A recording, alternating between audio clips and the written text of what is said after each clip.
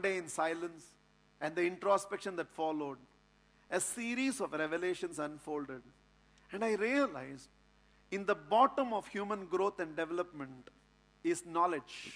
We go to schools, we go to colleges, we acquire knowledge to understand how to live life. Somewhere at the top of that, when you have sufficient knowledge, when you have got your MBAs, when you have passed your CEA, when you have got your medical science, and when you have done all these things, for the first time you realize knowledge alone is not going to take you anywhere in life. You need skills and attitudes. So then you get mentored, then you're lucky enough to get the right boss, or you do programs, courses, then you develop your skills and attitudes. That is the next level of the pyramid. And you begin to translate your knowledge through your skills and attitudes into what you call as success attributes in life. But all these skills and attitudes work when you are not challenged too much in life. All this positive attitude, you got to believe you can do it, and I'm always positive, I know I can. All these things work when ordinary challenges come. Blow of wind, it can handle. Cyclone? Suddenly all this does not work. So you begin to mature to understand you need to have a philosophical understanding of life. So this is when all those philosophies develop. God upsets your plans so that He can execute His plans for you. Whatever happens, happens for the good. Maybe it is all because of my past karma I'm going through, whatever I'm going through. So all those little philosophies. In fact, the nature of books you read itself changes. You start reading all philosophical books. That's the next level of growth and development. It is not possible for any one of you to peep into philosophy and not get interested in religion. Because philosophy derives its roots from religion. So every one of you who have put your head into philosophy, whoever is there, some of you are at the level of knowledge, some of you are at the level of skills and attitude, some of you are at the level of philosophy, and some of you by now is beginning to take Bible, which was always there in the shelf, and trying to find out what's there.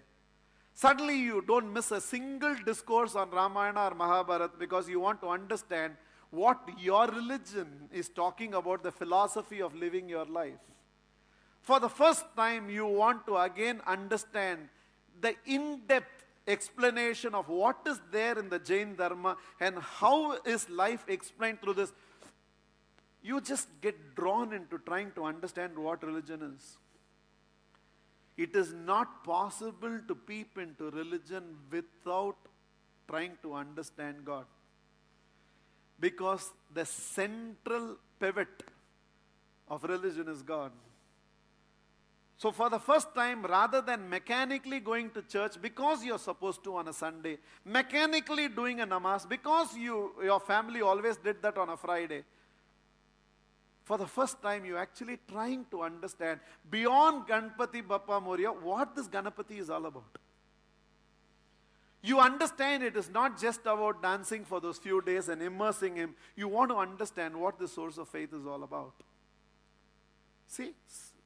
And those of you, wherever you're there in the pyramid, you can mirror yourself. Knowledge, attitude and skill, philosophy, religion. You begin to look into who is God.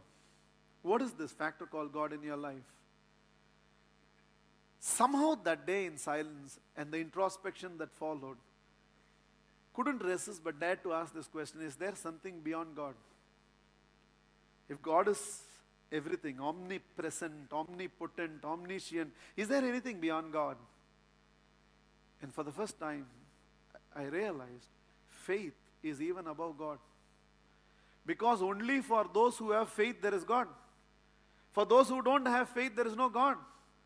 So your God is delivered through your faith. You don't have faith, you don't have God. In fact, suddenly a lot of things became clear in the role of faith. I realized at the top of the pyramid is actually faith.